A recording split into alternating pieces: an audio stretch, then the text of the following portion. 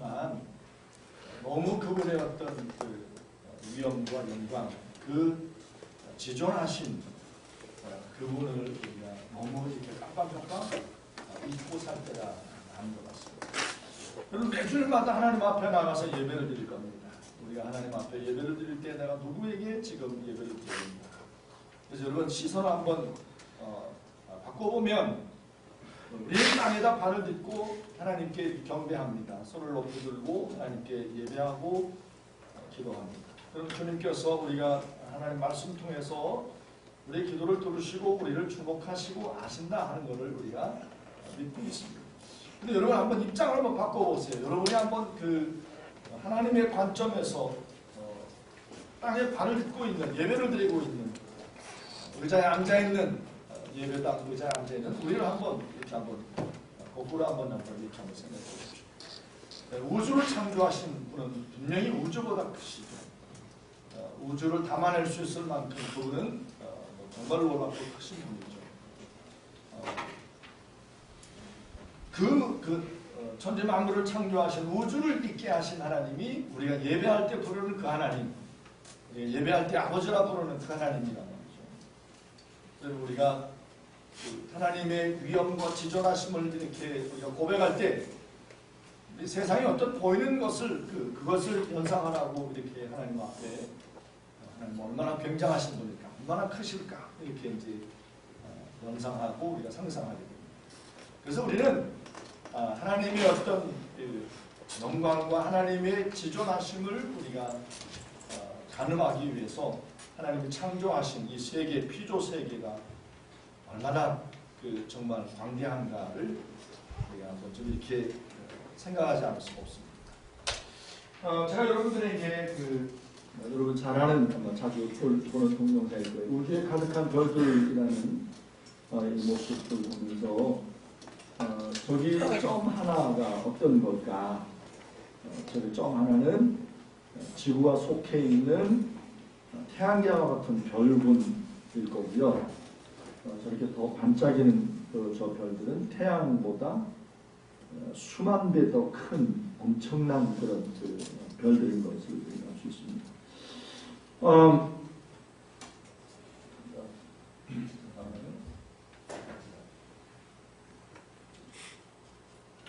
무게를 줬습니다.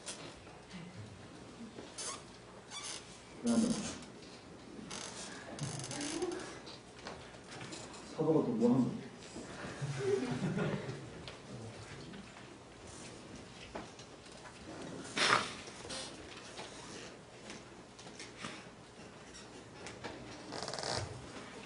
이거 너무 넘어갔는데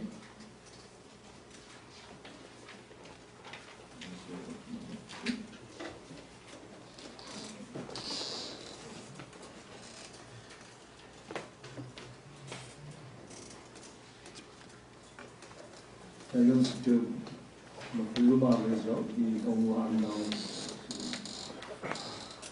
정말 이건 몇 명의 사람에게만 허락된 굉장한 거죠. 우리가 여러분 세상 떠나기 전까지 우주선 타고 저 모습을 볼 수 있을지 모르겠어요. 여러분 저는 어려울 것 같아요. 무섭고 얼마나 무섭고 보고는 싶지만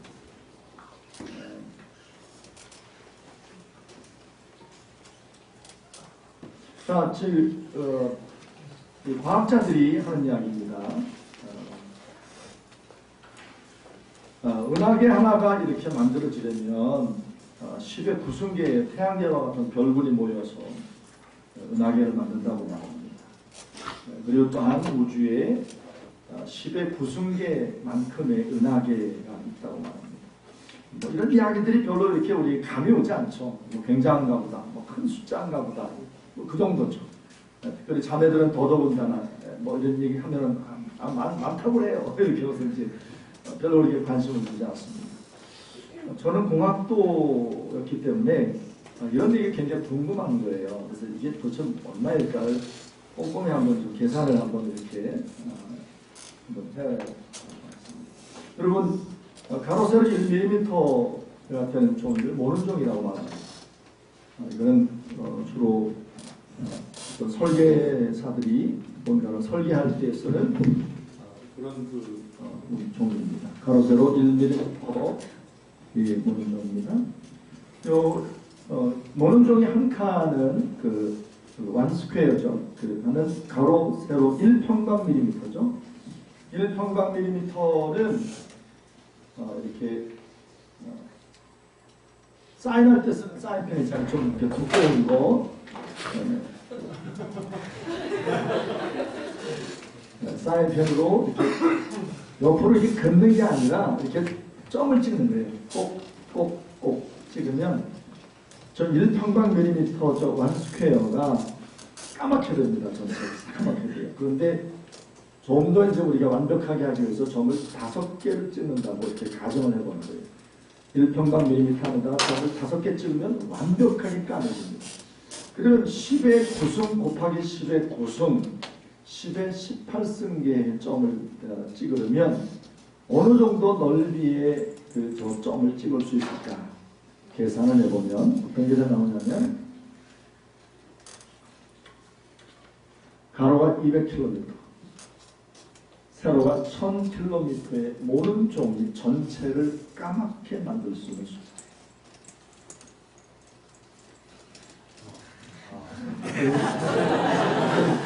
와 그러긴 하지만 전부 다 설마 전부 다 표정입니다. 안 믿어져 이런 표정이죠. 제가 이렇게 계산기를 두들기면서 계산을 해보니까 지구상에 있는 70억의 인구가 아무것도 하지 않고 오로지 점만 찍는 거예요. 1초에 2개씩 똑딱 그리고 저 모는종이 가로 200km, 세로 1000km 모는종이 70억이 다 올라앉아가지고 저들에게 무한대의 사인펜을 공급해 주면서 먹는 시간, 자는 시간, 화장실 가는 시간 외에는 오로지 점만 찍는 거예요. 딱 70억이 앉아가지고 그 몇 년이 걸리나 보다 한 63년 정도 걸립니다. 70억.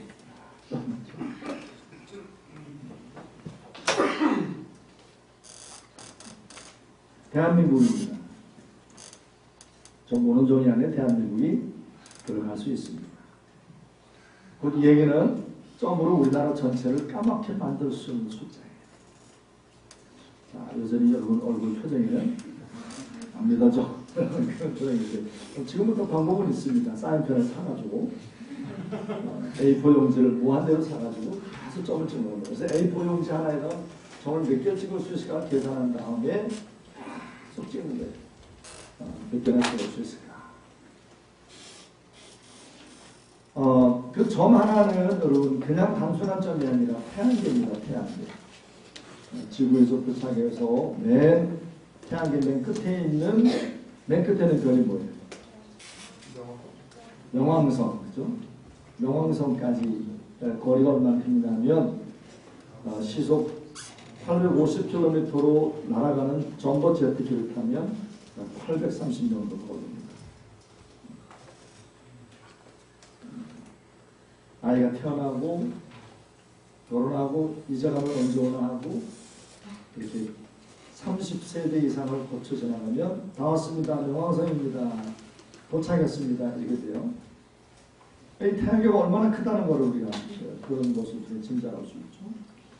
그런데 점 하나가 태양계예요. 보통 별들은 은하계들은 엄청나게 먼 거리로 뚝뚝 떨어져 있습니다.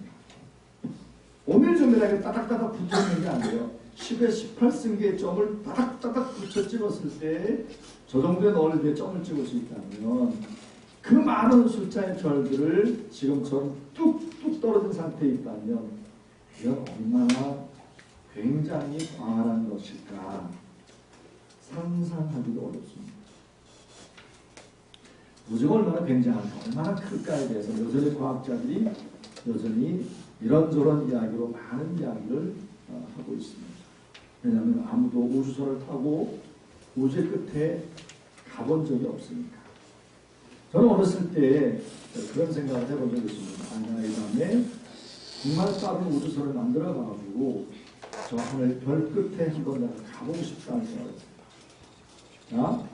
제가 이것을 저 벽에다가 이렇게 샥 던지면 이건 슉 날아가다가 저 끝에 벽에 가서 퍽 맞고 뚝 떨어집니다. 그렇죠? 그래서 우리는 이 공간 안에서 요 공간이라고 하는 것 앞에서 존재하고 있고, 내가 던지면 또 끝에 가서 딱 이렇게 맞닥뜨리죠. 자, 지구를 출발했습니다. 이 우주선이. 그럼 계속해서 달려갑니다. 끝도 없이 달려가는 거예요. 100년 달리고 뭐 그만 엄청나게 빛의 속도보다 훨씬 빠른 속도로 날아간다.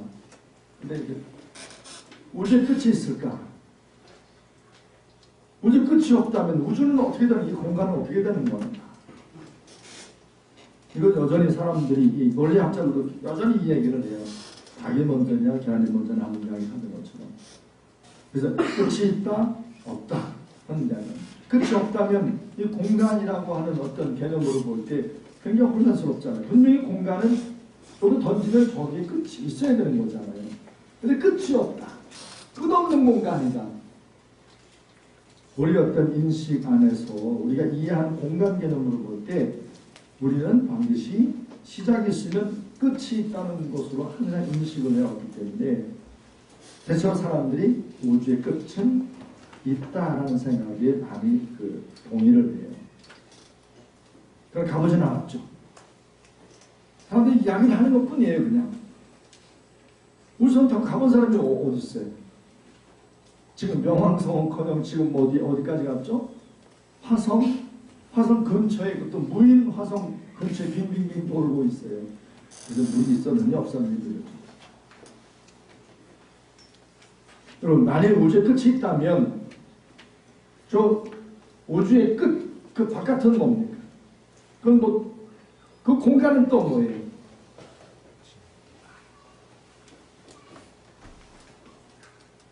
저는 그 우주의 끝 바깥은 바로 하나님의 영역이라고 저는 생각합니다. 하나님께서 이 천지만물 우주를 창조하시고 하나님 우주를 품고 계신 거죠. 우주를 주장하신 거죠. 하늘의 별들의 어떤 이런 모든 질서와 모든 것을 주장하시는 거죠. 11, 18세기의 이 태양계와 같은 이 엄청난 별들을 우주에 담아놓으시고 하나님 그것을 운행하시고 주장하시는 굉장하신 분이 우리가 부르는 여호와 하나님이시라. 그래서 여러분, 유대인들은 함부로 하나님 이름도 안 불렀잖아요. 너무 그분이 놀랍고 너무 크시니까. 근데 우리는 함부로 안 부르는 게 아니라 우리 너무 많이 부르죠. 좋아요. 아버지 이름 많이 부른다는데 예수님께서 우리에게 십자가에 죽으시면서 우리에게 주신 선물이죠. 하나님은 이렇게 정말 친근하게 가깝게 우리가 섬기고 노래하고 부를 수 있다는 것 굉장한 겁니다. 그래서 여러분, 예수님 때문에 우리가 늘 하나님을 이렇게 친근하고 아버지로 가깝게 부르게 됐고 섬길 수 있게 되는데, 가장 기본적인 것은 하나님에 대한 경외함을, 그 크고 놀라우신 하나님에 대한 그 경외심을 우리가 잃어버리지 말자 하는 그것입니다. 자, 요 이야기를 자꾸 여러분들에게 보여드리는 것은, 자, 여기에 존재하는 요 존재가 우리가 땅에 발을 딛고 살고 있는 바로 우리 하나하나 요 파이나이트 폰 요 하나 단순한 점이 아니라 인격적인 어떤 생각하고 말하고 하는 이런 모습으로 되어 있는 우리들의 어떤 모습을 볼 수 있습니다. 요 무한한 어떤 존재와 연관, 레퍼런스 위드가 되어 있지 않으면 이 스스로 어떤 의미도 지닐 수 없다고 하는 것이 실존 철학자였던 사르트르가 평생 인간의 실존 문제를 고민하면서 내린 결론입니다. 여러분 어떻습니까? 여러분은 이 무한한 존재와 여러분 이렇게 연관되어 있습니까? 무한한 존재가 뭐예요? 무한한 존재. 일단 무한한 존재로.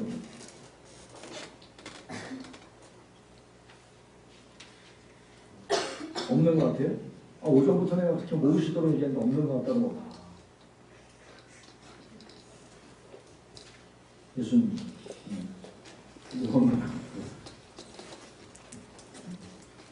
우리는 그 무한한 존재인 그분을 우리가 느끼거나 보거나 만질 수 없어요. 우리는 바이블, 성경을 통해서 하나님이 자신을 계시하신 하나님의 말씀을 통해서 무한하고 인격적인 존재가 바로 하나님이시라는 사실을 성경을 통해서 우리가 알고 하나님을 우리가 믿으면 예수 그리스도를 나의 주님으로 믿고 영접하면 우리가 어떻게 돼요? 새로운 피조물이 되고 하나님의 자녀, 영접하는 자, 곧 그 이름을 믿는 자들에게는 하나님의 자녀가 되는 그런 어떤 놀라운 일이 있다는 것을 성경이 말하기 때문에 우리는 그 예수님을 믿고 하나님과 우리와의 어떤 연관이겠어요? 아버지와 아들, 딸이 엮였던 샤르트르가 그 꿈꿨고 목말라 했던 그 기가 막힌 일이 바로 예수 그리스도로 말미암아 우리에게 주어지는 거지. 그래서 이걸 바로 뭐라고 이걸 복음이라고 해요. 복음. 이 땅에는 수많은 사람들이 세상 떠나면서 그토록 간절히 찾고 있는 부를 이름, 자기를 구원할 이름, 영원한 하나님의 나라에 들어가게 할 수 있는 권세를 갖고 있는 그 이름, 예수님.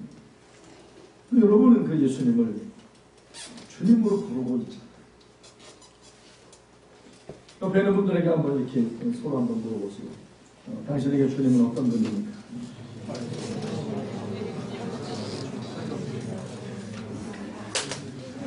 물어보고 듣고 말해요. 또 물어보세요. 당신은 무한하고 영원하신 하나님과 어떤 관계를 맺고 있습니까? 물어보세요.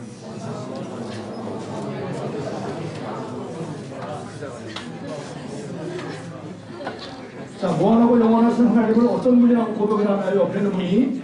자, 다시 물어보세요. 잘 들어보세요. 뭐라고 말하는지.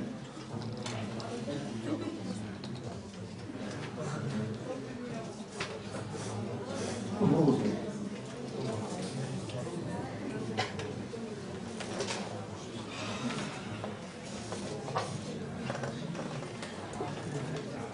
자, 아직까지 잘 모르겠다고 하는 분은 여러분들이 정말 관심 사명을 담으시 관심 형제 자녀를 잘 보여주셔야 돼요.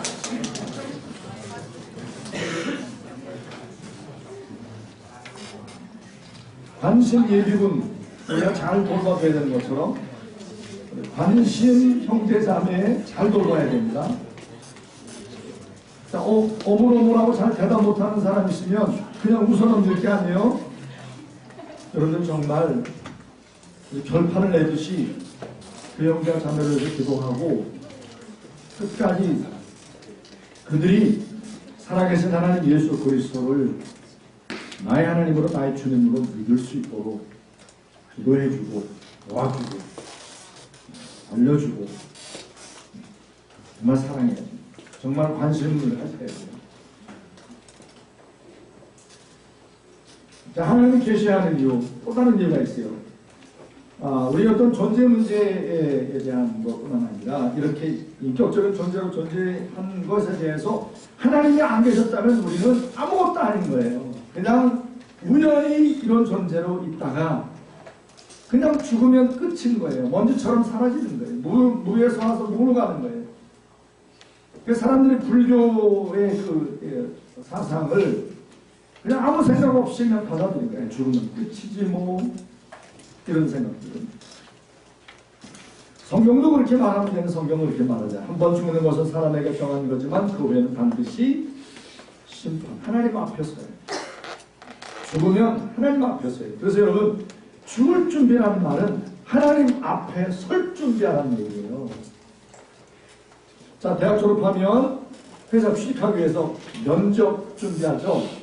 자소서 수백 장씩 써요.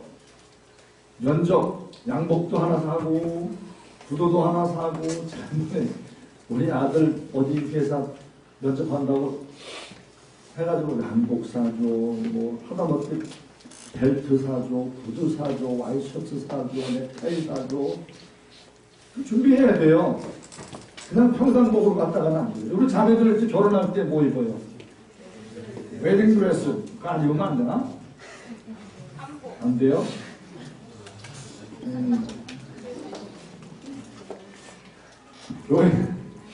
교회에서 결혼하는 자매들은 제발 좀 그것 좀 안 입었으면 좋겠어요. 왜 혼자서 이렇게 가슴골이 다 파진 거리 혼자서 어깨 다 드러내가지고 어울리지도 않게 예배당 부르고 어울리지 않게 왜 그러는지 모르겠어요. 아니 예배당을 그렇게 화려하게 꾸미던지 그러면 예식장처럼 그것도 아닌데 아주 그냥 보통 이렇게 예배당에 그냥 좀 이렇게 좀 참한 예배당인데 혼자서 그냥 완전히 럭셔리하게 어깨 다 드러내고 가슴골 다 보이고서 뭐 인사할 이렇게도 못하고 아니 당당히 그래 입었으면 그냥 이렇게 하든지 그거 아예 입지 말든지 그래 입어야 되겠어요. 아 교회에서 안 할 거예요? 형 결혼을 교회에서 해요. 내가 이것을 나한테 말씀드릴 거야.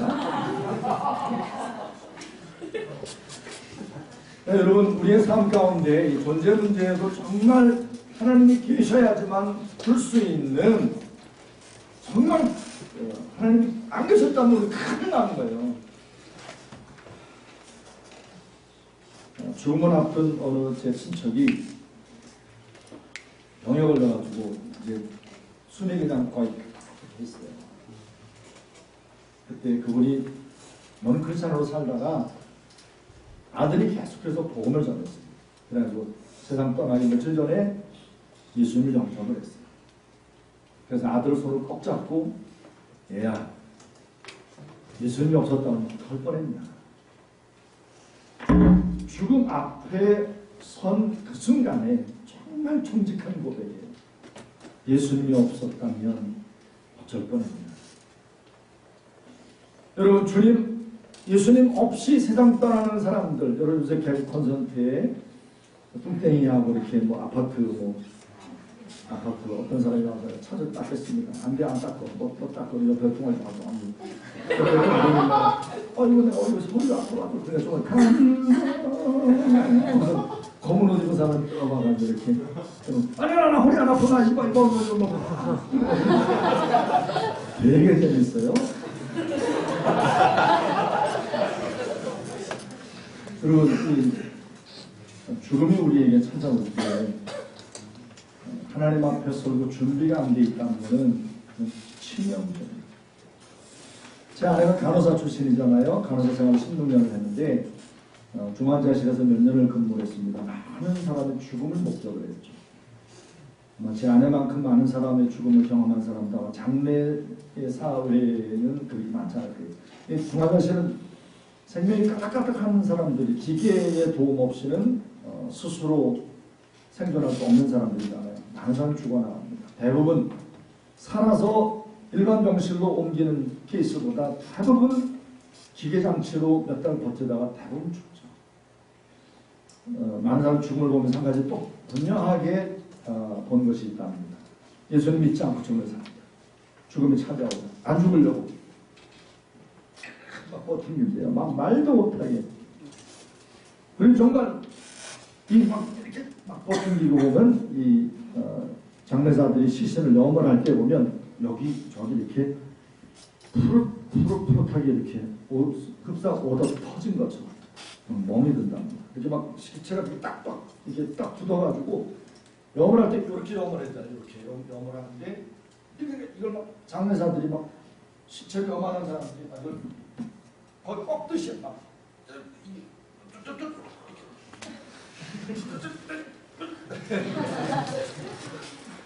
근데 놀라운 것은 예수님을 믿고 세상을 떠난 사람들 한결같이 몸도 깨끗하고 흡사 자는 것처럼 그리고 몸도 부들부들.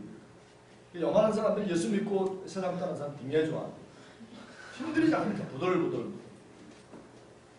이게 과연 뭘까? 영화 고스트라고 하는 영화 사랑과 영혼이라는 영화를 보면 그게 나오죠. 저승사자가 막 이렇게 막 들어가서 안 가려고 버티는 어떤 그런 모습을 상상을 해서 아마 그런 모습을 통해서 그런 걸 상상해서 그런 영화를 만들었을 것 같습니다. 저승사자가 와서 막 데려가니까 나 준비가 안 됐는데 끌고 가니까 여러분 교수님이 여러분들에게 중간고사 시험을 치른다고 말하면서 막 다음 주 시험 보다 안 되겠다. 이번 주 본다. 준비 안 됐잖아요. 그럼 여러분들 시험 치릅니까? 안 돼요. 시험 치지 마세요. 교수님 말도 안 돼요. 이렇게 퍼다가 이렇게 하다가 깨보니까 꿈인 거야. 그러나 준비 다 된 사람 어때요? 예, 교수님 봐요. 준비되었다는 거 하고 준비 안 된 것, 안 됐다는 건 이런 엄청난 거죠. 여러분 시험 준비됐다, 시험 준비 안 됐다, 시험을 성적을 뭐 받느냐 굉장히 우리의 삶 가운데 영향을 많이 주지만 우리 한 번 주어진 한 번의 삶을 살고서는 그것을 결산하는 하나님께서 우리의 삶을 세마는 심판을 그 심판대 앞에 우리가 서야 할 때 준비가 안 됐다. 이것만큼 치명적인 건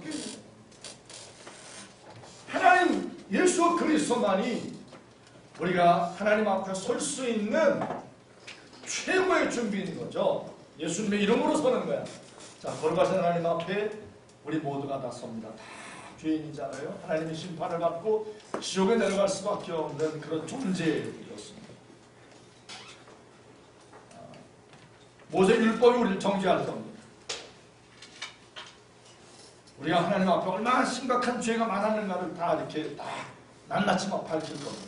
하나님의 심판 때문에 걸어가신 하나님 앞에. 계시록을 보면 하나님의 보좌 앞에 수정같이 맑은 유리바다가 놓여 있어요. 수정같이 맑은 유리바다가 놓여 있다는 얘기는 하나님의 심판대 앞에 인생의 모든 것들이 이렇게 수정처럼 다 드러난다는 거죠. 얼마나 부끄럽겠어요. 얼마나 우리가 그동안에 품었던 생각, 입으로 주얼거렸던 것, 운전하면서 10원짜리, 100원짜리 했던 것 다 드러나는 거죠. 부끄러운 어떤 흔적들이. 그래서 이 율법으로 말미암아 우리는 정말 지옥에 내려가기 합당하다고 막 이렇게 정죄가 될 겁니다. 그때 우리의 변호사 되신 애드보케이터가 되시는 바로 예수님께서 맞습니다. 그 죄 다 맞습니다. 그런데 그 죄 때문에 내가 십자가에서 죽었습니다. 그 모든 죄값이 다 갚아줬습니다. 그래서 예수님 십자가에 죽으실 때 마지막 주님께서 다 이루었다. 테텔레스타. 다 갚아줬다는 얘기죠. 그 죄값을 다 갚았다. 여러분의 모든 허물과 여러분의 모든 부끄러움, 하나님의 심판대 앞에 섰을 때에 정죄를 받을 수밖에 없고 지옥에 내려갈 수밖에 없는 그 심각한 모든 죄에 대한 죄값을 예수께서 십자가에서 다 갚았다는 거죠. 그러니까 십자가가 놀라운 거예요. 그러니까 십자가가 우리의 자랑인 거죠. 그 십자가의 능력이 우리를 살리는 거죠. 영원히 걸어가신 하나님 앞에 서도 부끄럽지 않을 수 있는 십자가의 그 은혜로 말미암아 은혜의 보호자 앞에 그 십자가를 믿는 믿음으로 날마다 담대히 나아갈 수 있게 되는 거죠. 그리고 마지막 때 하나님 심판대에 섰을 때 누구의 이름으로 서는 거예요? 예수님의 이름으로. 주님이 2000년 전 갈보리에서 나의 죄를 위해서 십자가에 피 흘려 죽으신 사실을 저는 믿습니다.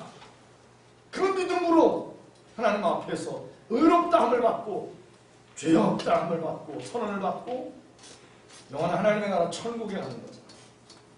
우리가 뭔가 잘했기 때문에 우리가 뭔가 예수님 열심히 했기 때문에 교회를 열심히 다녔기 때문에가 아닌 거죠. 열심으로 말하자면 유대인들은 무슨 수를 따라가겠습니까?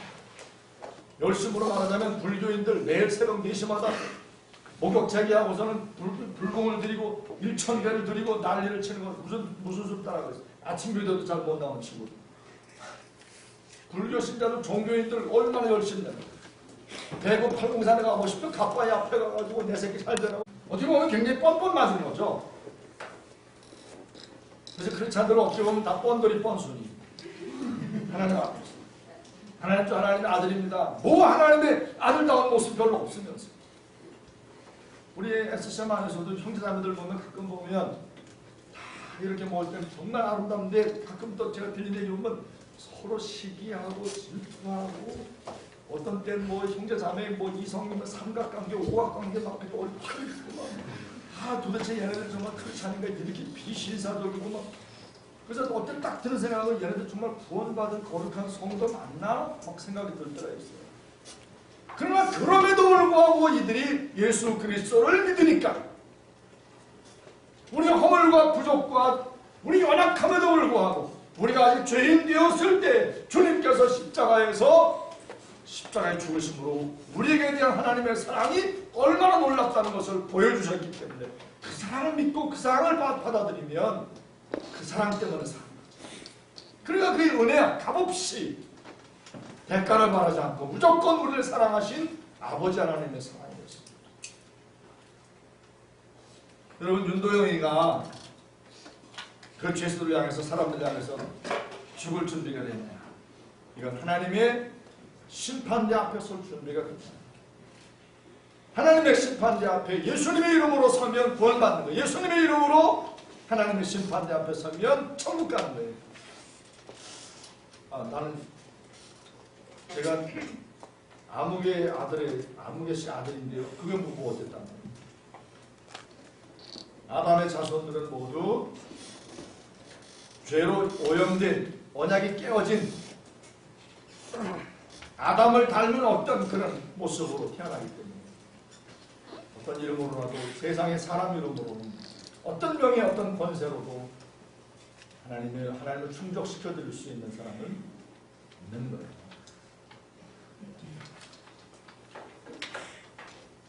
여러분, 지금부터 이렇게 공부하는 게 별로 재미가 없고 적성이 안 맞는 사람들은 여러분에게 새로운 방법 하나, 삶의 그 방법을 하나 제가 가르쳐 드릴게요. 수련회 끝나고 내려가시다가 저기 철물점 들리셔가지고 파이프 하나 이렇게 하나 샀어요. 한 4m짜리. 처음엔 그걸로부터 시작합니다. 학교 가셔가지고 공부 그동안 하기 싫고 억지로 해왔으니까 다 내려놓고 그 파이프 들고 좀 약간 그 한적한 곳에 가서 지금부터 달리기 시작하세요. 달리는 거예요. 달려서 이신바에바가 한 5m, 한 50 정도 넘나?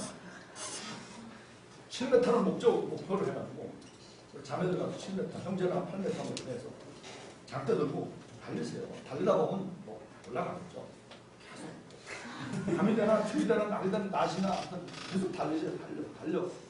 그래서 여러분이 올림픽에 나가가지고 자매 우리 팀 와서 7m 넘었다. 그러면 앞으로 한 몇십 년 동안 계속 금메달, 나는 금메달 한 날 딸 때마다 연금 100만 원이니까 금메달 한 10개 정도 따면 메달마다 1000만 원이니까 괜찮은 거거든요. 여러분 공부가 별로 재미없으면 그러니까 철파이프 들고 뛰는 게 약간 쪽팔리고 자존심 상하면 아예 그냥 그 장대 높이 뛰기 하나 아버지한테 부탁해서 사달라고 그러세요. 꽤 비싼. 그래서 그거 들고 그냥 뛰세요. 그래서 연습해요. 근데 여러분, 하나님께서 우리에게 이렇게 말씀하셨다고 생각해 보세요. 장대 높이 뛰기로 1km 위에 걸리는 장대를 넘는 자에게 내가 천국을 내가 선물로 주겠다. 하나님 이렇게 말씀하시면 여러 사람 반응이겠죠. 대부분 사람 자포자기. 뭐 어떻게 넘습니까? 못합니다. 난 죽어도 못하겠습니다. 그러나 저 같은 경우는 한번 해보긴 해볼 것 같아요. 또 죽었다 깨 천국 가야 됩니다. 영원히 영생을 얻어야 됩니다. 사람의 힘으로 할 수 있는 그런 게 아니죠. 안 되는 거죠. 불가능하죠. 걸어가서 하나님 앞에 구원을 요청할 수 있을 만큼의 우리가 어떤 것도 하나님 앞에 내놓을 만한 것이 사실 아무것도 없습니다. 부자는 지금 이건희 씨가 어떤 상태인지 모르지만 8조 원의 재산 가운데 내가 하나님 6조 원을 내가 하나님 앞에 내놓겠습니다. 하나님 나를 구원해 주십시오. 그럼 하나님께서 6조 원이라는데 어깨만 해갖고 오는 걸 사과 삼자를 그 트럭이야? 이러면서 하나님 기뻐하시겠어요? 하나님 이 땅의 주인이십니다. 이 땅 모든 것의 주인이신데 그 하나님을 그걸로 만족시켜 드릴 수 있겠어요? 그런데 우리는 그 어떤 것도 아니고 예수님의 이름으로 제가 하나님 앞에 섭니다. 하나님께서 예수님의 피값, 그 보혈에 놀라운 그 값을 하나님께서 받아주십니다. 믿음으로. 자, 이건 우리 존재 문제가 이렇게 하나님이 계신 것 때문에 해결된 것뿐만 아니라 하나님이 계셔야 되는 이유는 인간의 삶 모두 소중한 것에 대한 주법 때문에 그 몸에 대한 자, 한번 같이 읽어볼까요? 창과 거짓 시작. 창과 거짓 온전하고 참된 사랑, 진정한 의로움, 공의로움, 진정한 아름다움, 도덕, 무한과 같은 인간의 삶을 소중한 것이 내게 공평하면 결국 모든 것을 내게 것이 될 수밖에 없고 진정한 사랑도 온전한 도덕도 받을 수 없게 된다.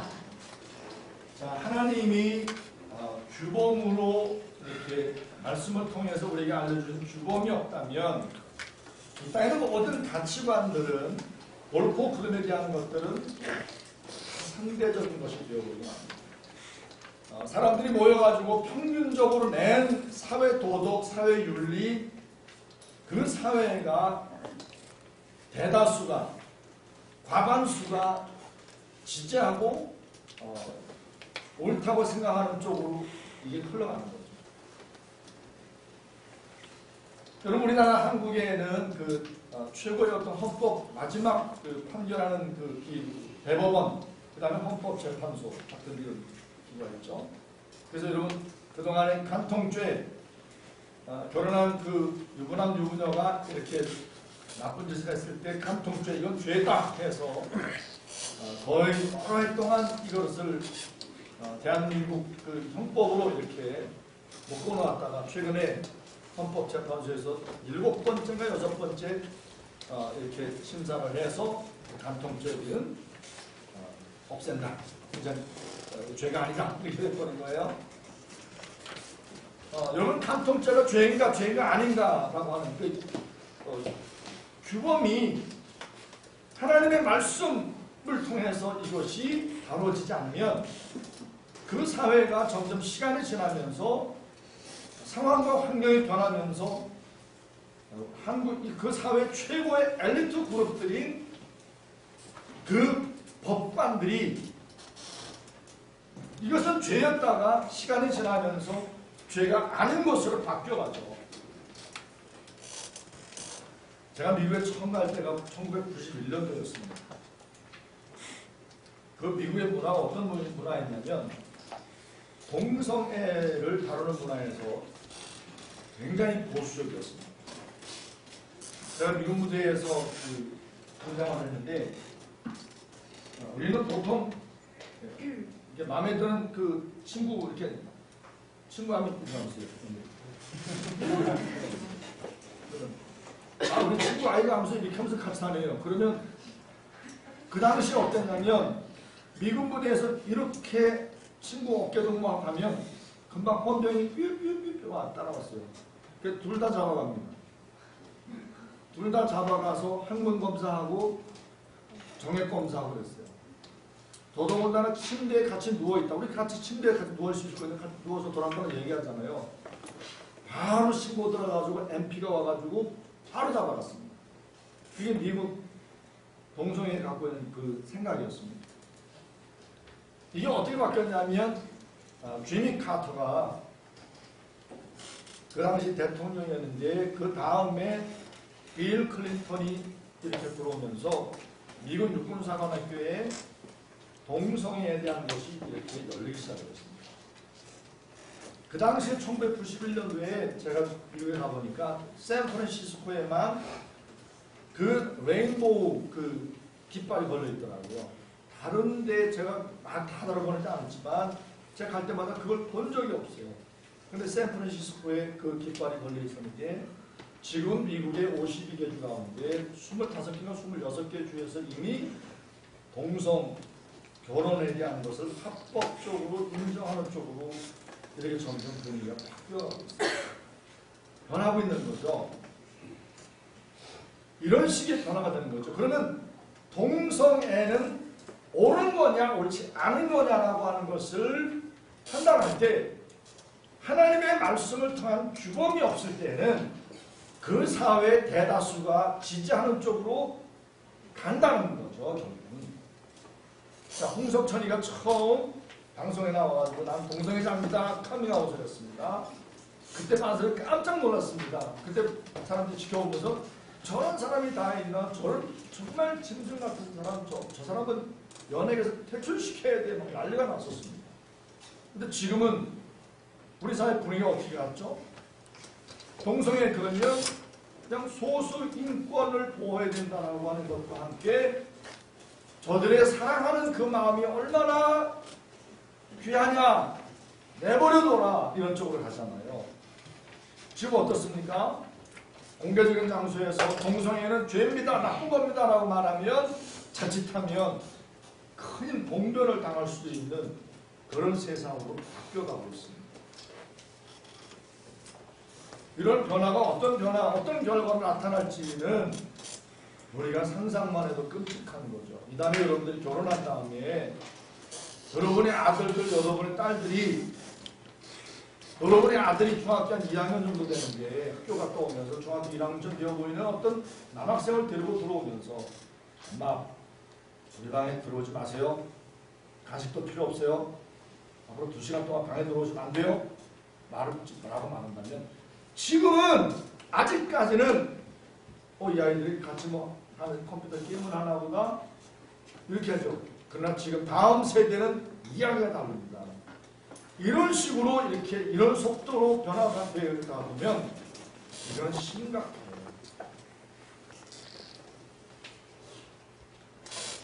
여러분, 이 어떤 것에 대해서 옳고 그름, 특별히 사랑, 참된 사랑, 가정을 온전케 하는 참된 사랑, 남녀 간의 사랑, 참된 사랑이 어떤 사랑일까에 대해서 우리 사회는 지금 굉장히 혼란스럽고 굉장히 요동치고 있는 것을 볼 수 있습니다.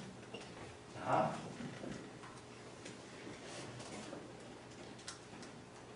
단테라는 사람입니다. 저 단테의 그 생각이 있는 곳에 가서 이제 찍어오는데요. 단테는 그 디바인 코미디, 신곡이라는 그 작품을 써서 유명한 사람이죠. 그래서 단테 하면 딱 생각나는 게 누구예요? 베아트루체라고 하는 단테는 그의 작품 새로운 생활이라고 하는 그 작품에서 베아트루체에 대한 연모하는 그런 시들, 작품들을 딱 적어놓았어요. 이미 단테는 그때 결혼했어요. 아내가 있었어요. 근데 그 아내에 대한 사랑, 아내에 대한 이런 그리움, 아내에 대한 그런 예쁜 어떤 사랑하는 것을 고백하는 건 없어요. 근데 베아트루체에 대한 거는 이야기해요. 자, 단테는 그의 작품을 통해서 우리 인간의 삶 가운데 그 어떤 것보다도 소중한 그 사랑이 하나님의 말씀을 통해서 참된 사랑을 하나님 말씀으로 사랑에 대한 규범을 갖지 못하면 이 사랑이 어떻게 변질될 것인가를 그의 명민하게 알았던 것 같아요. 그래서 그는 이미 그 아내가 있음에도 불구하고 베아트루체를 평생 연모해요. 나이 어린 베아트루체. 자, 사랑의 불례라는 아마 지금부터 한 15년 전쯤 되는 그 주말 드라마예요. 이 드라마가 얼마나 인기가 있었는가 하면 서울시내 차가 별로 안 다닐 정도였어요. 저 드라마 보느라. 네? 회원님 봤어요? 아니, 대박이라고. 아마 회원이 아마 아장아장 걸어다닐 때 아마 드라마. 자, 그때 아내가 누구였냐면 보두신이에요. 보두신. 저 당시에 보두신 굉장히 예뻤습니다. 중년 부인으로 지금 할머니 역할적으로 많이 나오지만 지금은 아주 저 때는 굉장히 아주 중년 부인으로 아주 멋진 모습이었어요. 남편이 있어요. 남편 노주현이에요. 노주현. 잘생긴 배우죠. 저를 닮은 배우. 착각이. 그다음에 가족묘사가 있어요. 김미숙이. 여러분, 어느 여성 잡지에서 아주 고약한 앙케이트 조사를 했어요. 남자 30대 회사원들에게 당신이 가장 잠자리를 같이 하고 싶은 여인이 누구냐? 김미숙이 1등이었어요.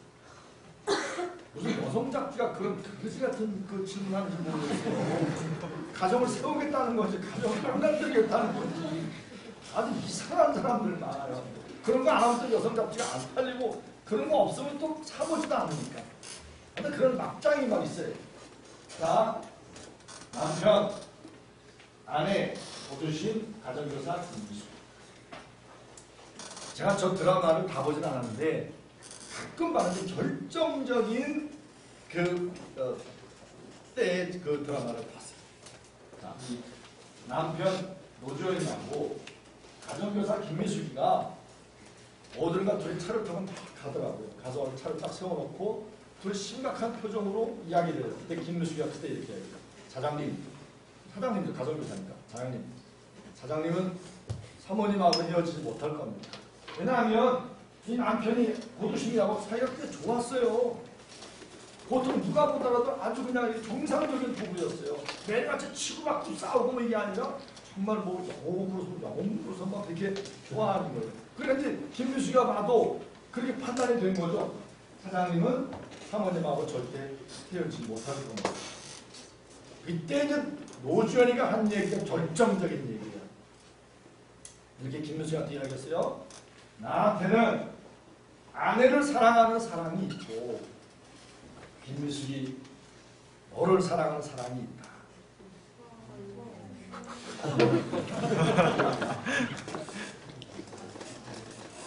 이게 단테고요. 단테 아내고요. 이게 베아트리체예요. 여러분 현대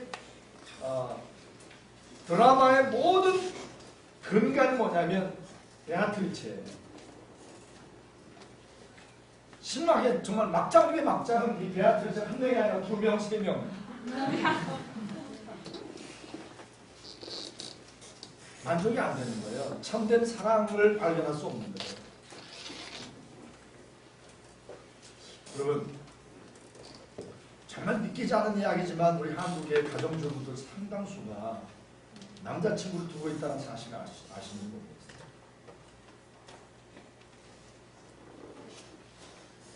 저들이 모여가지고 전부 무슨 얘기하는가 하면 남편들을 다 그냥 술을 시켜놓고 여자분들이 모여가지고서는 남자친구 이야기. 여러분 집에 가서 엄마를 갖다 다그치지 마세요. 엄마 남자친구가 누구야? 뭐 이렇게 하지 마세요. 여러분의 어머니는 그러실 리가 없죠. 여러분같이 아름다운 이런 자매 딸들을 키우는 엄마는 그러시지 않을 거예요. 그렇게 믿고 싶어요. 그럴 거예요.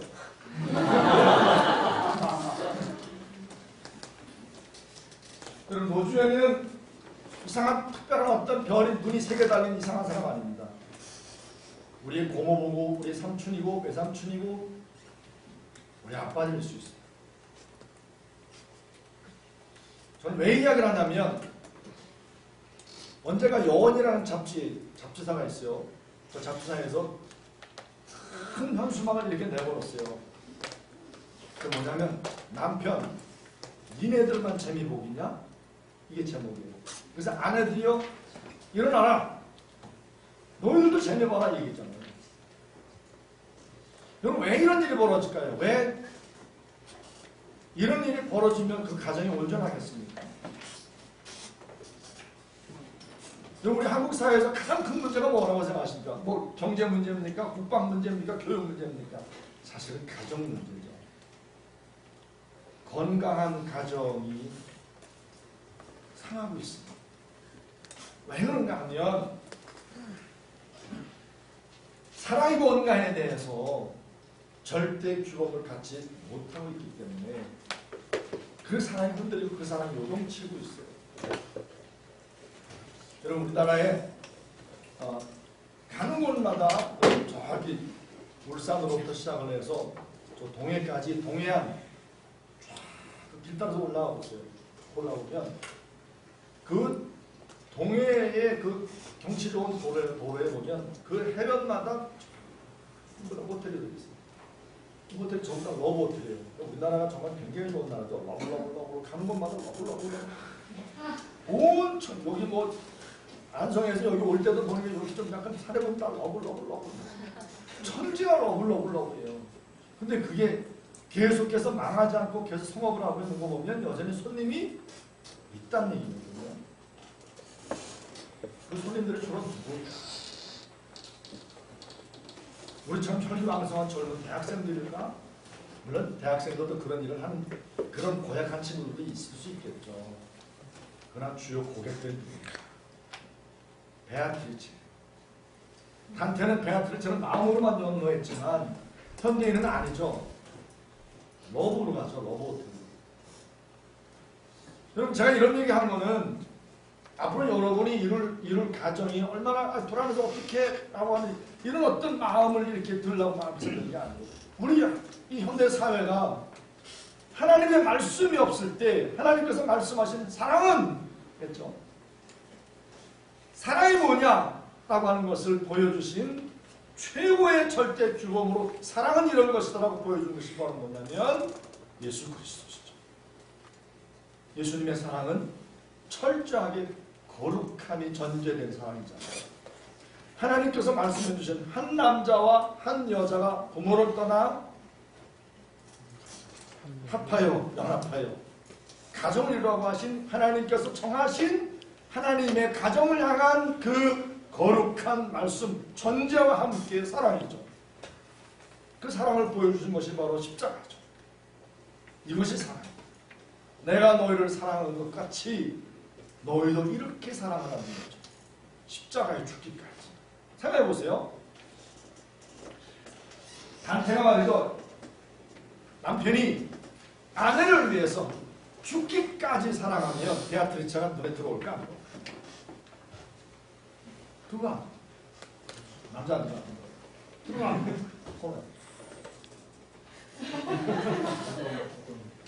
남편이 아내를 죽도록 사랑하면 베아트리차가 눈에 들어와. 절대로 안 들어오죠.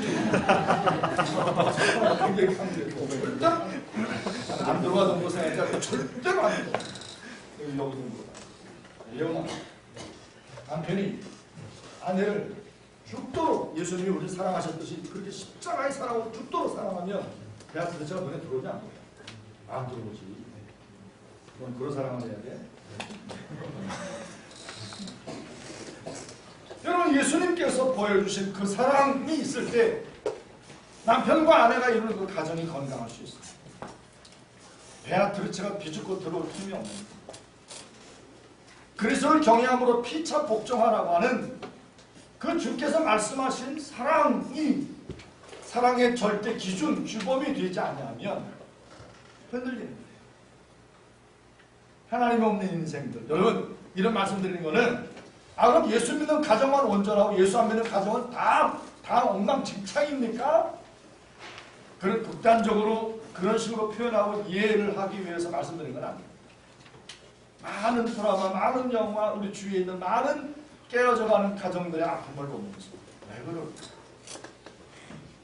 아무개 남편은 막 바람을 피웠대, 외도를 했대. 아유, 남자라는 사람들은 다 이상한 사람들이야.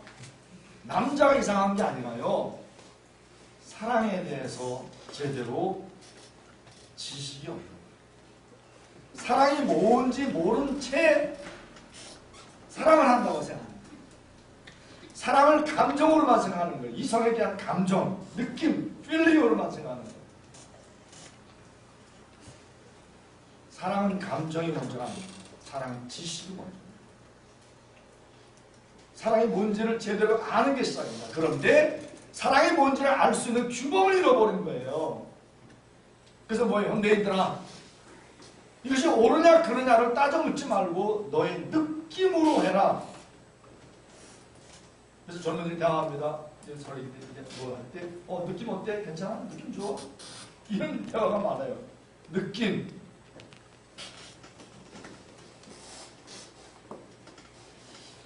자, 다음 이야기입니다. 이거는 미켈란젤로가 만든 다윗상입니다. 다윗. 굉장히 유명한 작품이죠.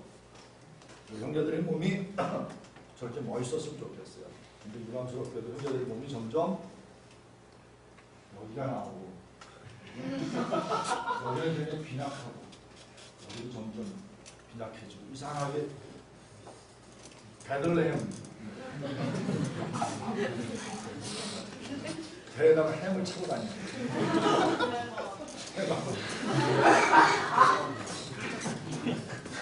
미켈란젤로가 저 작품 만들 때 저 작품 가운데서 담아내고 싶어 했던 메시지가 뭐냐면 하나님 없이도 인간은 위대해질 수 있다. 인간은 하나님 없이도 모든 것을 다 해낼 수 있다고 하는 그 인간의 자만함을 이 작품을 통해서 묘사하는데, 자 보세요. 손 보세요. 손. 굉장히 크죠. 전체의 이 비에 비해서 손이 과도하게 크지 않아요? 자, 요거 왼손에 들고 있는 건 물매를 들고 있는 겁니다. 이게 다윗상이니까 다윗이 골리앗 앞에 설 때에 나아갈 때 돌멩이를 갖고 나갔던, 몇 개 갖고 나왔어요? 돌멩이 5개를 갖고 나갔던 물매예요. 그러니까 다윗이 물매를 돌려가지고 골리앗을 딱 쳤죠. 굉장히 위대한 거죠. 유대인들은 굉장히 다윗 왕을 아주 위대한 최고의 왕으로 생각을 하죠. 그런데 미켈란젤로는 다윗상을 만들면서 성경에 있는 유대인들이 존경하는 다윗이라고 하는 그 메시지는 차용을 했지만 사실은 다윗이 아닌 거예요. 자, 이 부분을 클로즈업 해보면 할례받지 않았어요. 유대인들은 태어나면 8일 만에 할례를 행하기 때문에 미켈란젤로가 만든 이 작품은 다윗이 아닌 거예요. 그냥 보통 사람이에요. 사람인데 왜 다윗상을 이름 붙였는가 하면 하나님 없이도 우리 사람은 이성만으로 충분히 하나님 이상 가는 그런 능력으로 잘 해낼 수 있다라고 하는 인간 자만함에 대한 메시지를 담고 있는 거예요. 이게 다윗인 줄 알고 다윗이 아닌 거죠. 자, 이렇게 이성과 함께 하나님을 이렇게 떠났어요. 하나님을 등졌어요. 우리는 하나님 없이도 잘 살 수 있어요 라고 등을 돌리고 집을 떠난 탕자처럼 떠났어요. 그래서 맨 처음에는 인간의 이성으로 정말 아주 해피하게 이렇게 아주 굉장한 것을 한 것처럼 생각하는 것이 바로 계몽시대를 지나가면서 이렇게 인간을 이성적으로 훈련하고 교육받고 하면 정말 우리의 삶 가운데 뭔가 분명한 어떤 하나님 말씀 없이도, 하나님 말씀에 대한 규범 없이도 분명하게 인간의 삶의 의미와 가치를 부여하는 메시지를 찾아낼 수 있을 거라고 기대를 했어요. 그런데 기대한 대로 되지 않는다는 것을 조금씩 알아가기 시작했어요. 그래서 철학에서 변화가 일어나요. 처음에는 장자크 루소라고 하는 이 계몽시대 이후에 나타났던 이 변화가 뭐냐면 인간을 이성으로 교육을 시켜보고 이성으로 고민을 해보지만 인간의 삶의 의미를 부여하는 메시지 답을 못 찾겠더라. 그러니까 가만 내버려두자. 가만 내버려두면 오히려 그 안에서 뭔가 메시지가 있을 거다. 우리의 삶의 의미가 뭔지를 알아낼 수 있을 거다. 그래서 자유로 돌아가자는 이야기를 하면서 교육시키지 말아라. 그래서 귀족적 알 거다. 이런 식으로 이야기했어요. 문명화시키지 말아라. 그런데 기대한 대로 되지 못했습니다. 그것이 바로 루소의 사상의 영향을 받아서 그림을 그렸던 바로 폴 고갱이라고 하는 그림을 통해서 그게 아니다는 것을 드러내고 말았습니다. 칸트의 철학은 계속 이성을 순수 이성 비판, 실천 이성 이성으로 이렇게 하는 것을 계속 비판해. 이 칸트의 철학을 이야기한다는 건 정말 어렵습니다. 저도 잘 모르겠고 정말 어렵습니다. 이건 전문적인 아주 철학자들도 이렇게 이해하기 어려운 굉장히 깊은 철학입니다. 그런데 단순히 아주 단순히 말하자면 그거예요.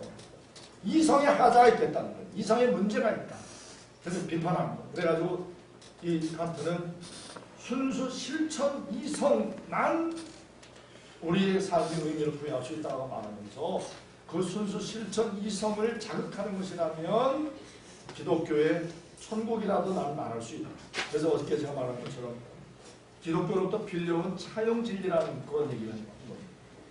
그래서 순수 실천 이성만 의미가 있지 이성의 하자가 있기 때문에 라고 하면서 뭔가 좀 이성에 기대했지만 기대한 대로 되지 못했다는 사실을 고백하면서 칸트 이후에 사람들이 점점 칸트처럼 정확하게 뭔가를 이렇게 옳고 그름에 대한 것을 규정하고 말하기보다는 객관적인 어떤 진리로서 이것을 다루기보다는 내가 내 안에서 이 진리의 어떤 방향성을 칸트가 바꾼 겁니다.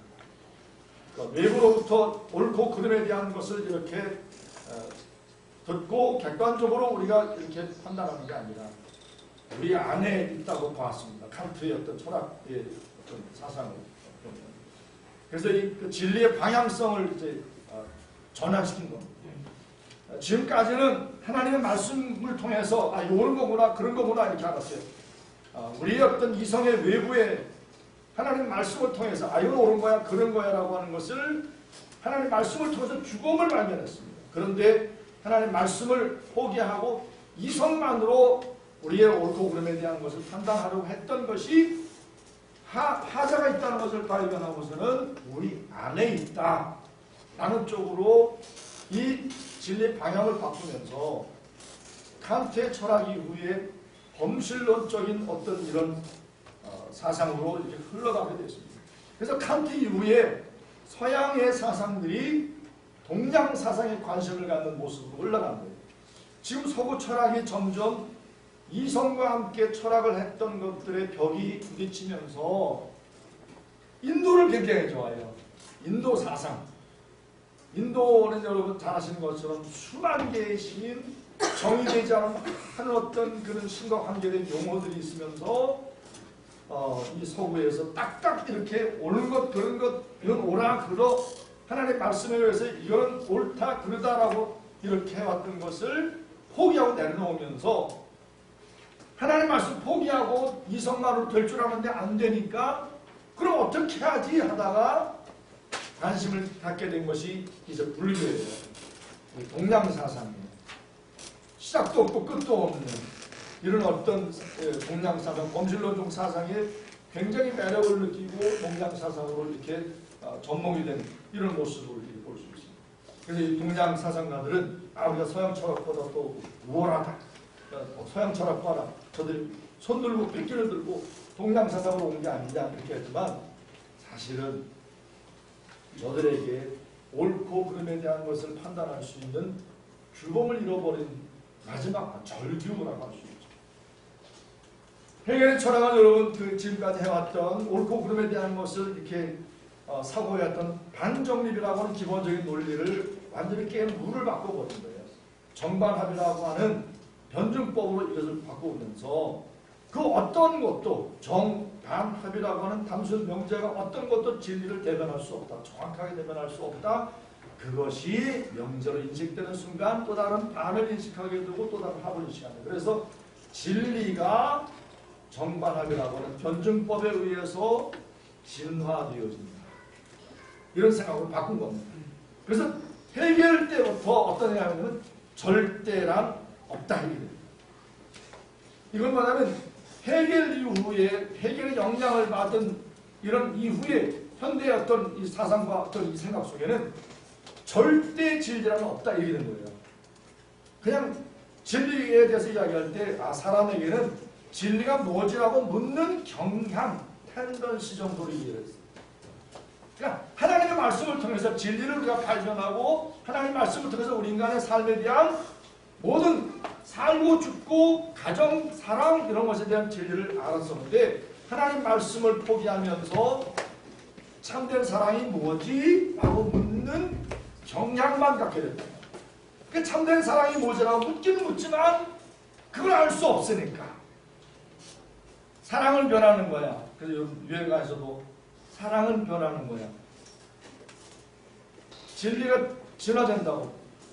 인간의 삶의 가치를 부여하는 이런 어떤 가치관들이 변화된다고. 자, 그런 변화들이 어떻게 나타나죠? 최근에 동성애의 변화, 낙태의 변화, 이런 어떤 변화들, 우리 사회의 여러 어떤 이런 우리의 삶에 정말 중요한 어떤 문제들이 점점 그 사회의 평균 도덕으로 이렇게 변해가는 이런 모습들을 우리가 볼 수 있습니다. 기독 교회의 어떤 유실론적 실존으로 이렇게 문을 열어놨던 기독교의 사상을 보면, 야, 우리가 이것저것 다 해봤지만 이성으로 한계가 있더라. 그래서 우리가 신앙을 해, 신앙을 가지라. 그래서 키어르케고르가 말한 신앙이 굉장히 아주 우리에게 와닿는 신앙처럼 느껴졌지만 키어르케고르가 말한 신앙은 하나님의 말씀을 통해서 분명한 규범과 함께 옳고 그름의 기초가 된 그 신앙이 아닙니다. 그래서 키어르케고르가 말한 신앙은 하나님 말씀에 의한 신앙이 아니라 정의되지 않는 신앙이에요. 이런 사람들 굉장히 많습니다. 예, 저는 하나님을 믿습니다. 근데 교회는 안 나갑니다. 성경도 안 읽습니다. 근데 하나님을 믿습니다. 저는 신앙을 갖고 있습니다. 교회 다니세요? 저 교회는 안 다닙니다. 예수님 믿으시나요? 저 예수는 안 믿습니다. 그냥 신앙을 합니다.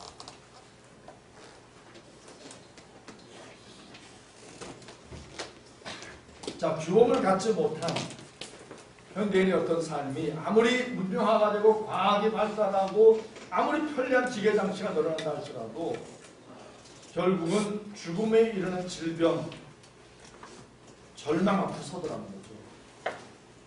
알 수 없을 때 절망. 내 삶이 뭔지 알 수 없을 때. 근데 여러분, 대부분의 그 현대인들은 절망조차 하지 않아요. 절망조차 하지 않아요. 그냥 즐기면서 그냥 느낌대로 살아가는 이런 모습들이 참 많죠. 그러나 하나님의 말씀에서 규범을 갖지 못한 이 이야기는 제가 넘어가겠습니다. 이 실존주의 철학자들이 이런 규범을 갖지 못한 이성만으로 자신의 삶에 대한 것을 이렇게 정리하였을 때 하는 어떤 부조리함이 가득하다는 것을 알고 있습니다.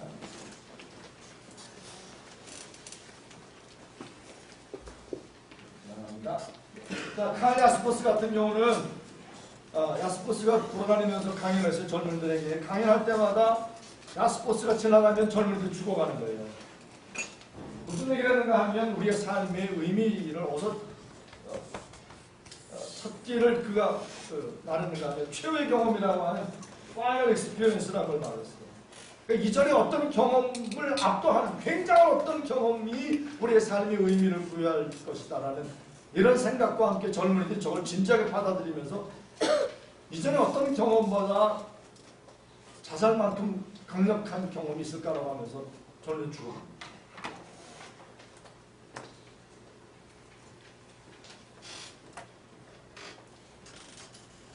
저 석슬리 같은 경우는 저 최후의 경험, 저 엄청난 경험을 위해서 마약을 한번 써본 게 어떻겠냐 라는 이야기를 하면서 사람들이, 현대인들이 마약으로 들어가는 그런 물꼬를 열었어요.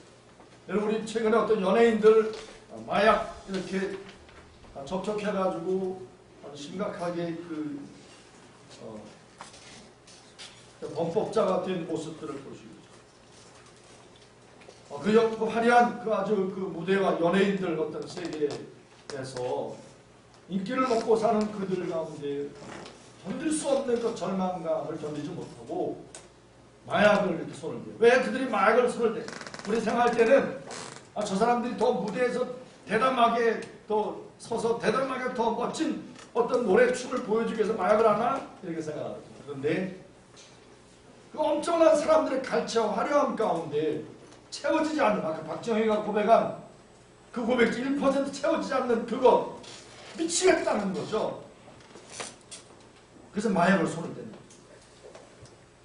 여러분, 연예인들 다 해봤을 거 아니에요. 돈으로 자기가 즐기고 싶은 건 다 해봤을 거 아니에요. 람보르기도 타고 포르쉐도 타고 100평짜리 주상 복합도 살아보기도 하고 많은 여성들 만나는 대로 뭐 다 자기가 즐기고 다 죽여봤을 거 아니에요. 그런데 그들이 왜 마약을 쓰냐? 다 허무하더라. 다 절망스럽더라. 그래서 결국 마지막 빠져드는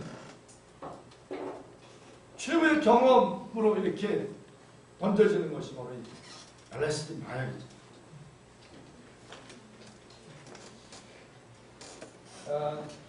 도스토옙스키가 까라마조프 형제들이라는 그런 작품에서 그 주인공 이반 까라마조프를 통해서 한 얘기입니다. 신이 죽었다면 모든 것이 하라고요.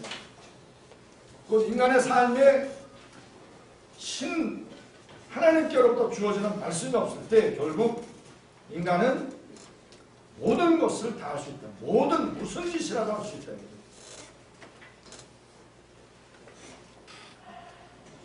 이거는 더 이상 하나님이 계시지 않는다면 누리도덕이 성립되지 않는다는 말이 되겠습니다. 그래서 현대인에게 안 되는 것이 없게 된다. 오늘날 현대인에게 안 되가 있는 건 없습니다. 안 돼! 라고 말하는 게 없어요. 지금까지는 그 사회에서 거기까지는 안 된다고 같이 함께 동의를 했기 때문에 그 말이 통하겠지만 이제 이것이 점점 더 시간이 지나면서 그 사회에서 상황적으로 과반수가 지지하면 이게 다 바뀌는 거예요. 점점점. 이런 모든 것이 허용된 결과에 대한 성경의 증언을 보세요. 로마서 18, 30절을 보면 하나님이 없는, 하나님이 이미 보여주었지만 하나님을 거부하고 살아가는 이 세대의 모습을 세 가지 결과로 나타나는 것을 보여주었습니다. 하나는 무상숭배, 또 하나는 성적으로 부도덕한 타락한, 남자가 남자로 더불어 부끄러운 일을 한다. 남자가 여자 쓰기로 수리로 쓰지 않다. 영리로 쓴다. 물건처럼 다룬다. 이런 성적 타락이 되는 거예요.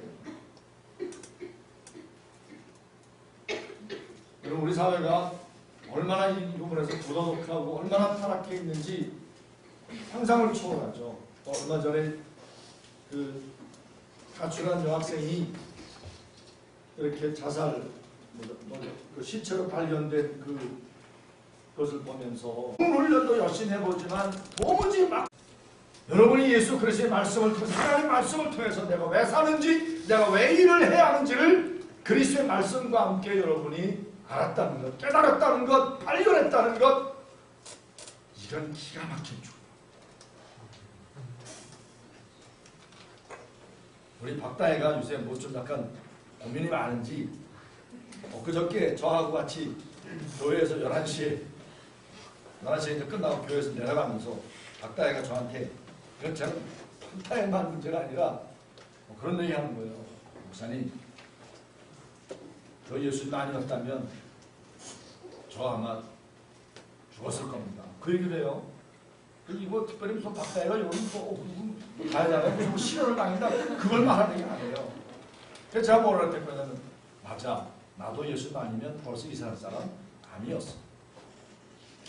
전 대학 1학년 때 자살을 한번 생각해 본 적이 있어요.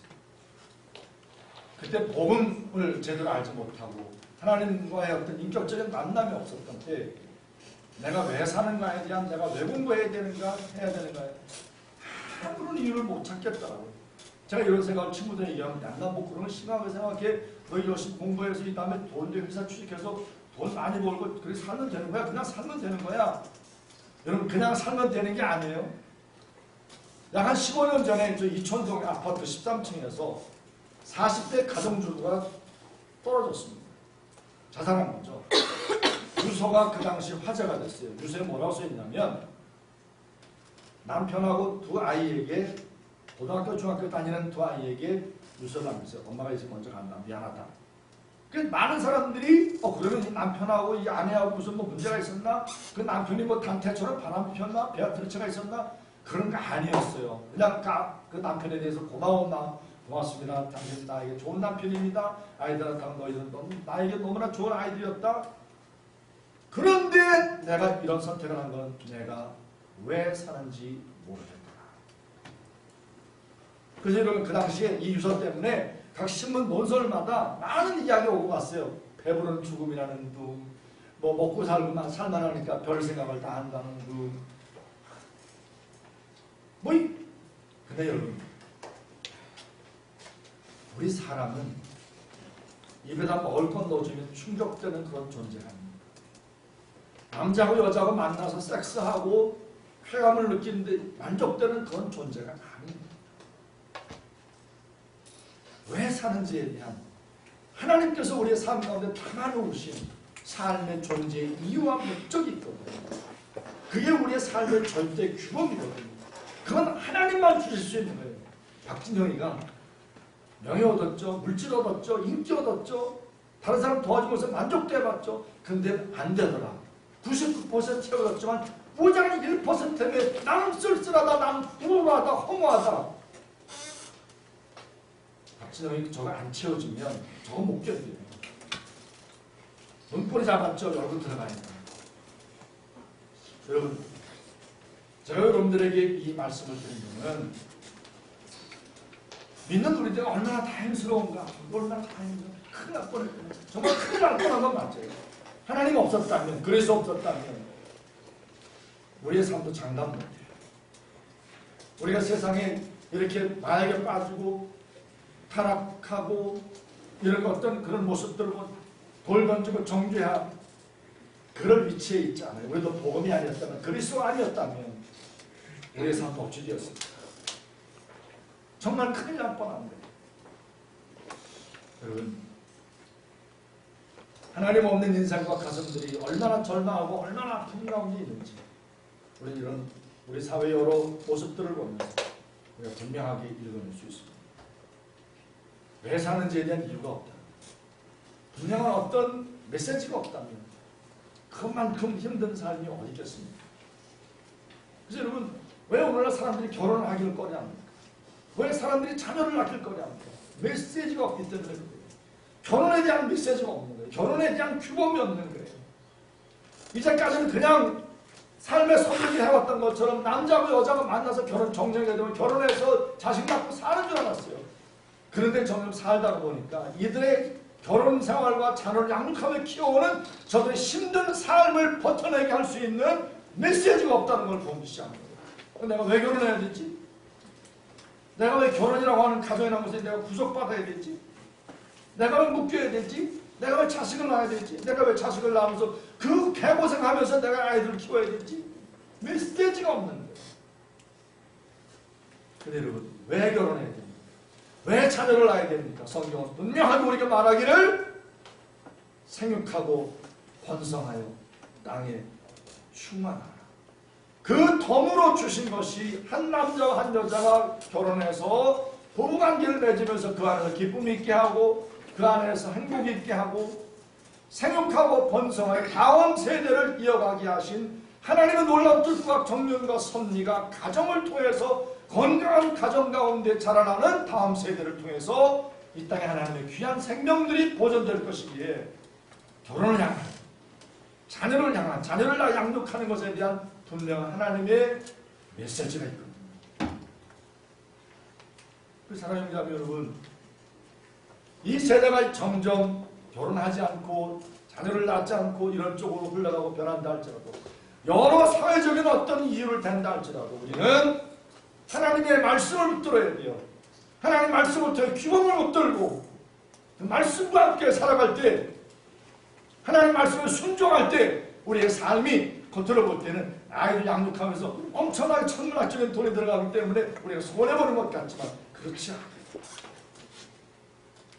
자녀를 양육하기에 충분할 만큼 하나님께서 여러분의 삶에 필요한 것 공급하시고 말씀에 순종하게 할 때 하나님께서 채우시고 축복하시고 인도해 가시고.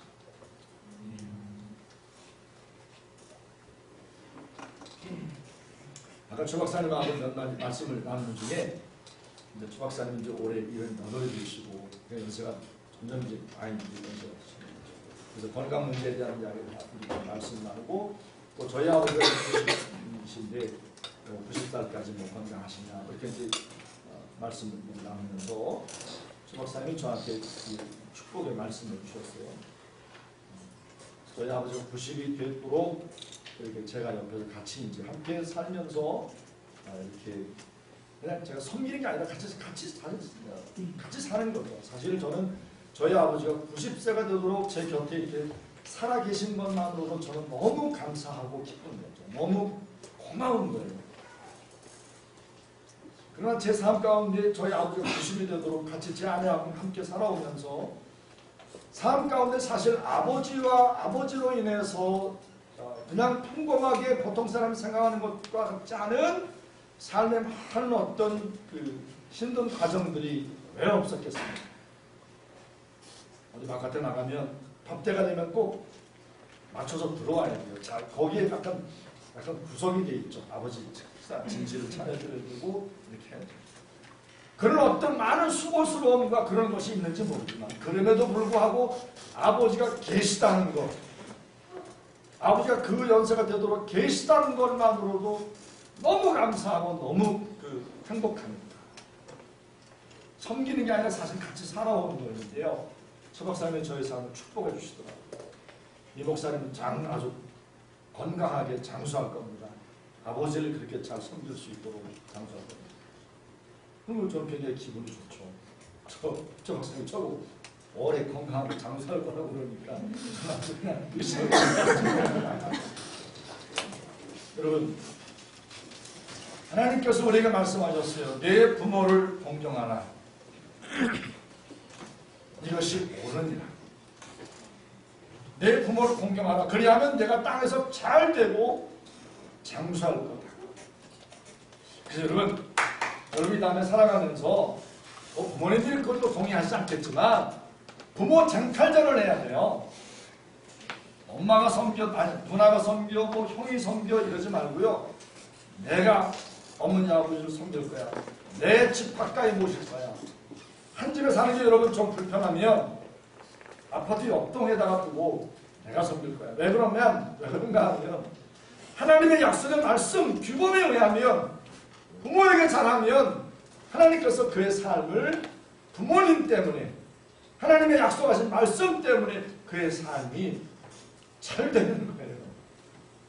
여러분의 삶이 잘 되는 비결이 다른 데 있지 않아요. 요양원에 가보십시오. 그 나이 많은 분들 정말 외롭게 쓸쓸하게 남은 여생을 보냈는데 다 물어보세요. 자식이 없습니까? 물어보면 다 있습니다. 저희 큰 처형이 요양원에 지금 봉사하기 때문에 그 슬픈 사연들을 저에게 들려주는데 기가 막혀요. 자식이 서울대학 나왔대. 의사래. 하나는 서울대하고 하나는 의사래. 자식이 서울대 가고 의사대 가서 정말 자랑 많이 했대. 그런데 제자를 한 줄 알고 나이가 드니까 돈을 벌지 않아서 결국 요양원에 왔고 어머니를 요양원에 모시면서 한 달에 한 번씩 꼭 보러 오겠습니다. 애를 데리고 오겠습니다 하더니 점점 시간이 지나면서 3개월, 6개월, 1년에 한 번 올 때마다 이제 3년째, 4년째 안 온다는 거예요. 여러분 우리 사회가 이렇게 바뀌고 있습니다. 이렇게 변하고 있습니다. 삶의 가치관이 이렇게 흔들리고 있습니다. 하나님 말씀 기준이 없기 때문에 그래요. 어떤 것이 옳은 것이 어떤 것이 옳지 않은 것인지에 대한 기준이 없기 때문에 그래요. 그런데 여러분이 하나님의 말씀 우리가 어떻게 살아야 되는지 어떻게 살아야 잘 사는 건지 잘 먹고 잘 산다는 얘기를 말하는 게 아니에요. 부자로 떵떵거리며 산다는 거 말하는 거 아니에요. 하나님께서 우리를 이 땅에 남겨두시고 이 땅에 우리 이렇게 이런 모습으로 살게 하셨을 때 어떻게 사는 건지 제대로 잘 사는 건지를 하나님께서 말씀 가운데 표현해주셨어요. 하나님 말씀대로 살아갈 때 행복해요. 하나님 말씀대로 살아갈 때 하나님께서 우리의 삶 가운데 담아놓으신 행복을 잃어버리지 않고 살 수 있어요. 여러분 행복은 돈이나 물질과 명예로부터 오는 게 아니랍니다. 그 다음 부자는 전부 다 행복해야 되잖아요. 부자는 편리함은 있어요. 원하는 거 기계장치 다 살 수 있어요. 주방에다가 음식물 쓰레기 처리하는 거 딱 스위치 누르면 다 깨끗하게 해결되는 거 그거 살 수 있어요. 부자가 아니면 음식물 쓰레기 봉지 들고서 음식물 듣고 맨날 가서 쓰레기 털어서 뚝뚝 떨어뜨리면서 버려야 되는 수고름이 있어요. 그런데 돈 있으면 그런 기계 사면 편리하면 좋아져요. 근데 여러분 주방에 그거 산다고 여러분 그 여성이 남편에게 여보 행복해요? 며칠 가겠습니다. 음식물 찌꺼기 처리하는 기계 하나 보면 그것 때문에 얼마나 행복할까요? 3개월을 간다. 스위치 켤 때마다 우리 남편 너무 너무 좋아 행복해. 행복해. 여러분 차를 새로 샀다. 멋진 차 에쿠스를 탔다. 와 내가 에쿠스가 생긴다니. 얼마 동안 행복할까? 하루? 하루에 한 번 먹기 싫어하네. 아유 어떻게 하루만 행복해. 저 3개월은 가야지. 3개월은 세차하고 세차장에 가서 차 닦고 방 내고 난리 보고 미치죠. 그 다음부터는 그냥 차예요. 차. 큰 집으로 이사 갔다. 얼마 동안 행복할까? 3개월. 내가 이런 집에 살 수 있다니. 하나님 감사합니다. 축복도 감사합니다. 꿈이야 생시야 꼬집어 보면서 한 3개월 행복하지. 3개월 이상 행복하면 약간 정신이 약간 건강하지 않아요. 마음이 약간 쓸쓸하다. 여러분, 우리의 삶을 정말 하나님 앞에서 그 수많은 인생의 문제 가운데 우리의 삶을 버텨내게 합니다. 우리의 삶을 하나님 앞에 건강하게 정말 온전한 모습으로 버텨내게 하는 것, 그것은 하나님 여호와께로부터 주어진 우리의 삶에 주어진 하나님의 말씀, 주권이에요. 하나님이 계시고 하나님 우리에게 말씀하셨고 하나님 우리를 지으셨고 하나님이 십자가에서 우리에게 사랑을 부으셨고 그 사랑 때문에, 그 십자가의 사랑 때문에, 하나님께서 주신 그 말씀의 놀라운 능력과 은혜 때문에 우리는 살만다. 살 이유가 있고 노래 부를 이유가 있고 공부할 이유가 있고 내가 왜 공부해야 되는지 분명한 동기부여가 하나님의 말씀 가운데 있다는 거예요. 여러분, 공부를 잘하고 싶습니까? 여러분 하는 일을 잘하고 싶습니까? 그렇다면 여러분의 전공과 여러분의 삶의 모든 것 가운데 하나님이 담아놓으신 말씀을 통한 그 이유를 발견하십시오. 하나님 말씀을 통해서 내가 왜 공부를 해야 되는지를 발견하기 시작할 때 그 공부는 나에게 지루하고 지겨운 게 아니라 예배가 될 겁니다.